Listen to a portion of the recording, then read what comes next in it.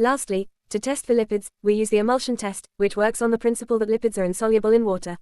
To begin, the food sample is crushed, and approximately 2 cm³ of fat or oil is placed into a test tube.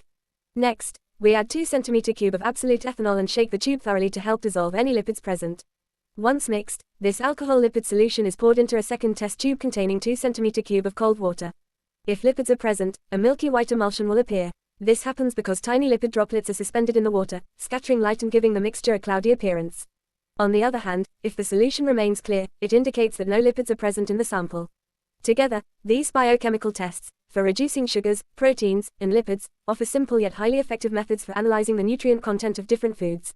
They help us observe how specific biological molecules react with chemical reagents to give clear, visible results, making them invaluable tools in both education and research. So, that brings us to the end of our Chapter 4, Biological Molecules. I really hope my lecture helped you understand the topic better and gave your exam prep a solid boost. If you've got any questions, just drop them in the comments, I'll be happy to help. You can also check out the topical notes using the link in the description or the pinned comment below. I'll be starting past paper practice for this topic very soon, so don't go anywhere and make sure to stay tuned. Thank you for watching.